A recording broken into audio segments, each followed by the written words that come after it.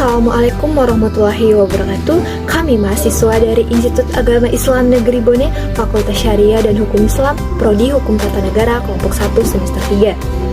Video ini dibuat untuk menyelesaikan salah satu tugas kelompok mata kuliah Sosiologi Hukum dengan dosen pengampu Bapak Irfan Amir, SH, MH.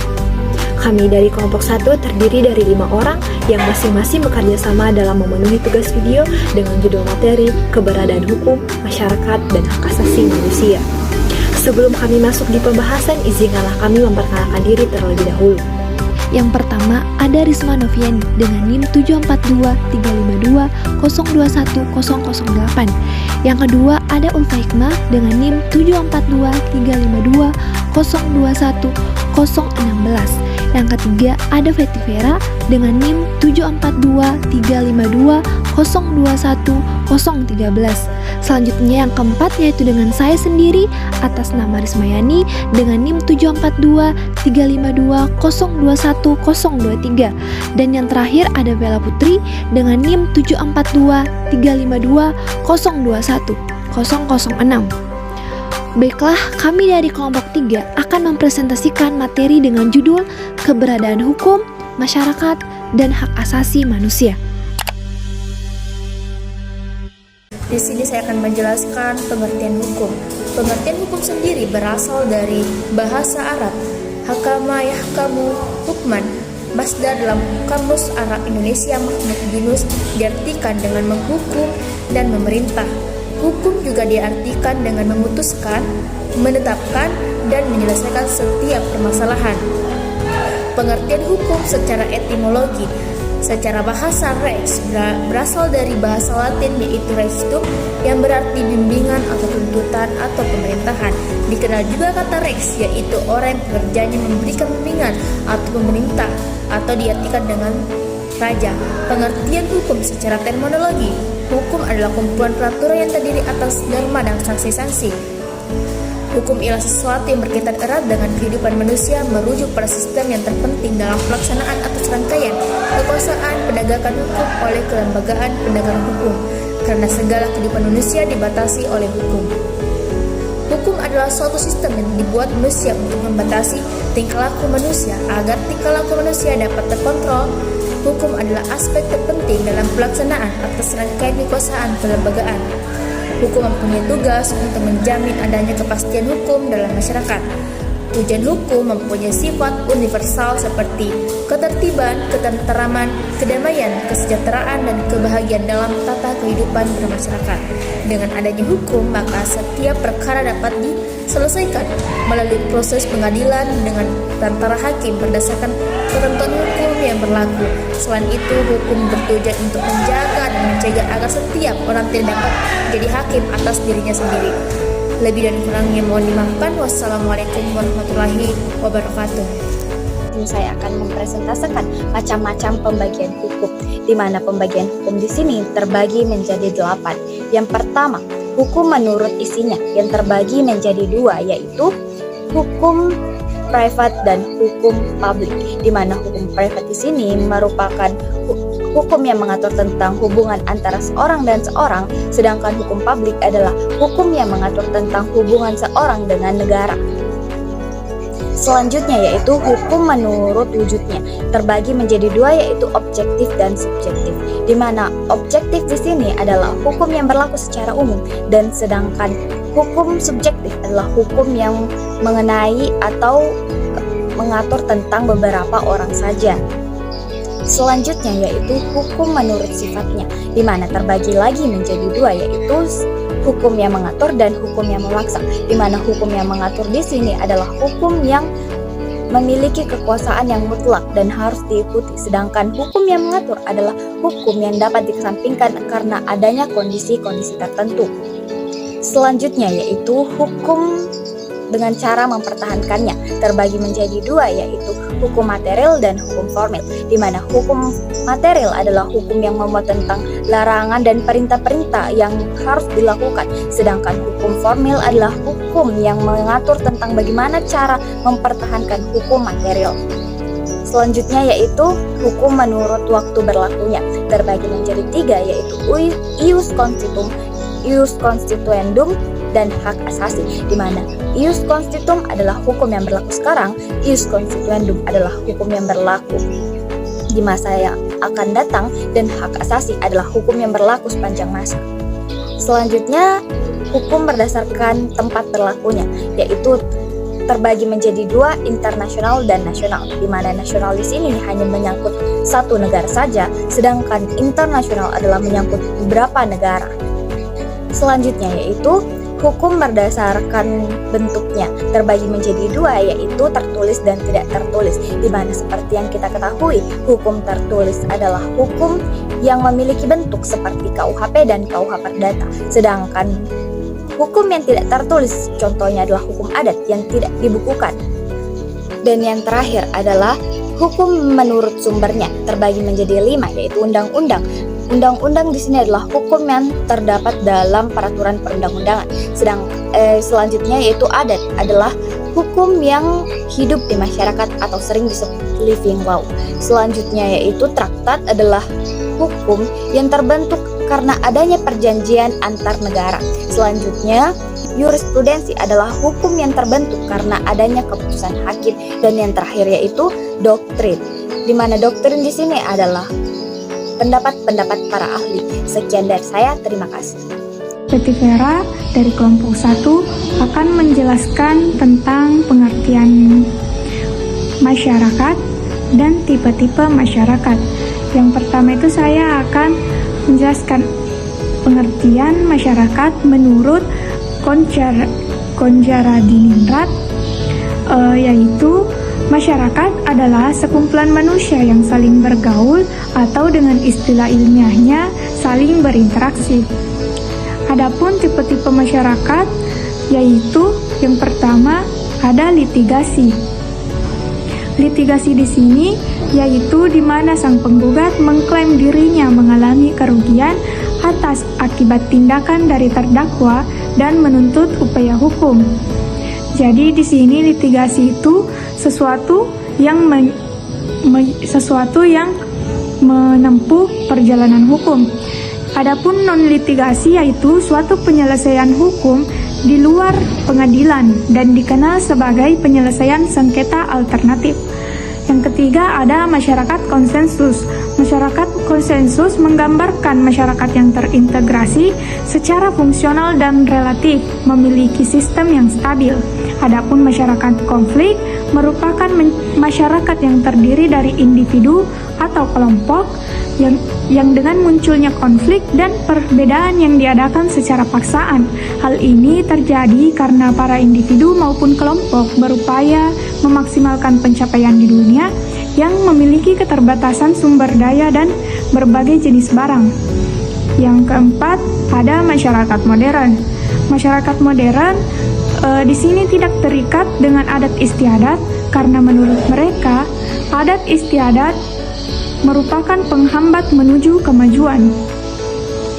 Yang terakhir, ada masyarakat tradisional. Masyarakat tradisional merupakan suatu masyarakat yang masih terkait atau terikat dengan adat istiadat yang telah ada dan turun-temurun. Di sini saya akan sedikit menjelaskan mengenai pengertian hak asasi manusia. Nah, sebelum saya menjelaskan mengenai hak asasi manusia, alangkah baiknya saya menjelaskan mengenai arti dari kata hak dan asasi. Nah, langsung saja, yang pertama yaitu secara harfiah. Kata hak berarti kewenangan untuk melakukan sesuatu atau tidak melakukan sesuatu. Adapun kata asasi berarti berasal dari kata asas yang berarti dasar, alas, dan fondasi, yaitu sesuatu yang menjadi tumpuan berpikir atau berpendapat. Adapun secara istilah, yaitu kata hak asasi berarti kewenangan dasar yang dimiliki oleh seseorang yang melekat pada diri sendiri untuk melakukan sesuatu sesuai dengan pilihan hidupnya. Sedangkan secara etimologi, hak merupakan unsur normatif yang berfungsi sebagai pedoman perilaku, melindungi kebebasan, kekebalan, serta jaminan adanya peluang bagi manusia dalam menjaga harkat dan martabatnya. Sedangkan asasi berarti yang bersifat paling mendasar atau fundamental.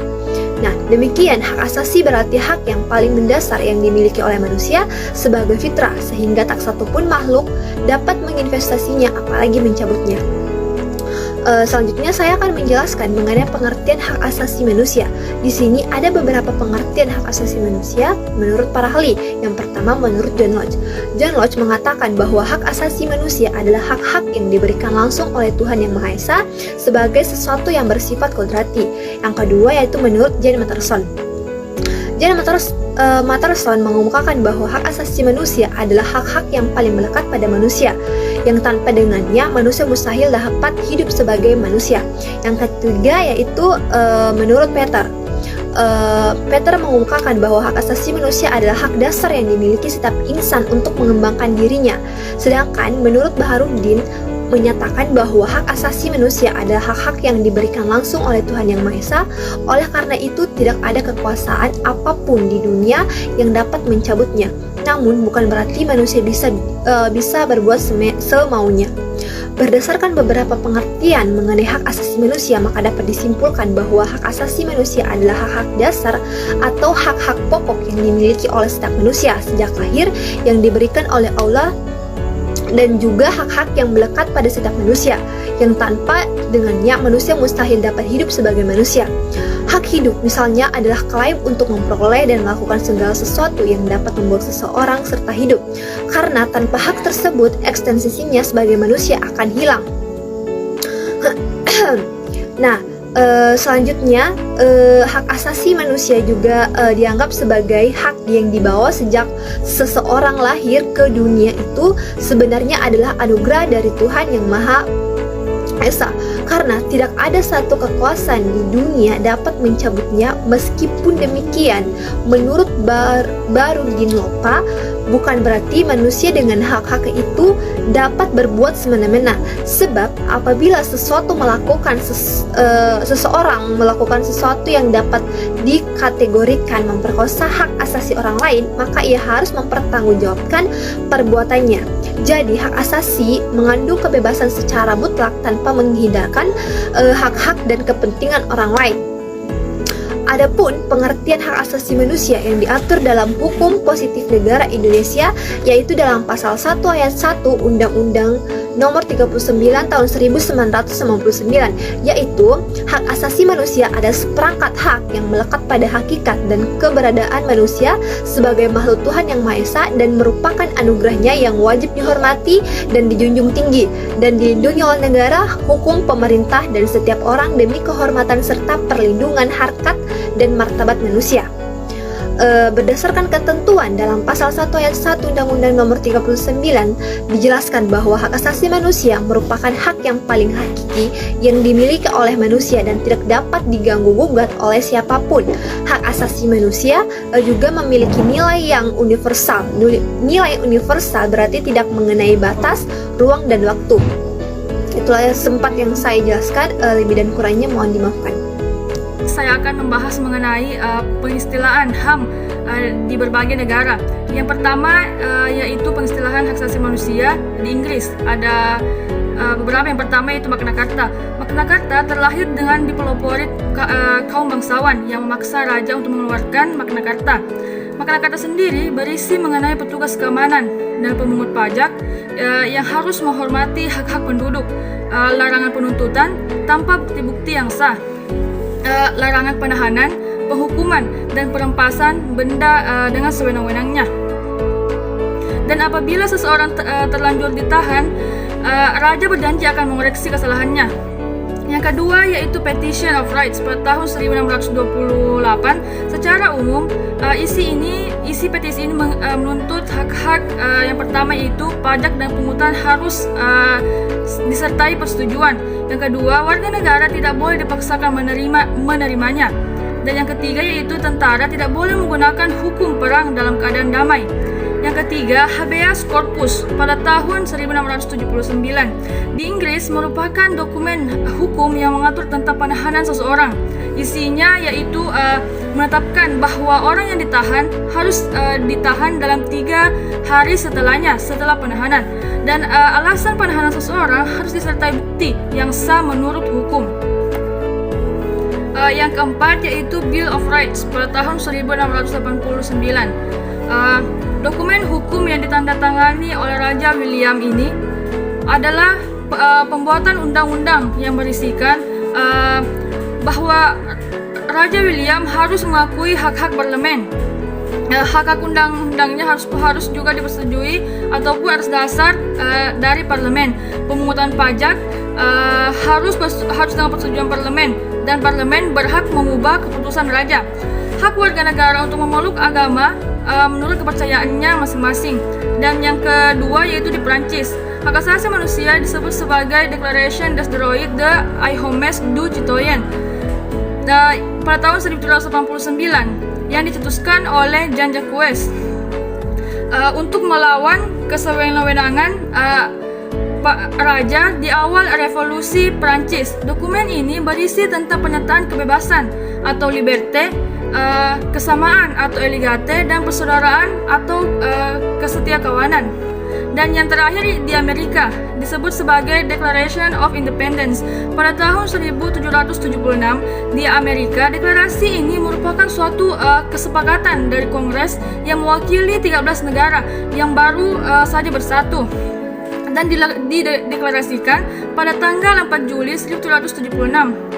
Dalam deklarasi ini menyebutkan bahwa semua orang diciptakan sama, bahwa mereka diciptakan oleh hak-hak tertentu yang tidak dapat diahlikan, yaitu hak hidup, hak kebebasan, dan hak untuk mengejar kebahagiaan.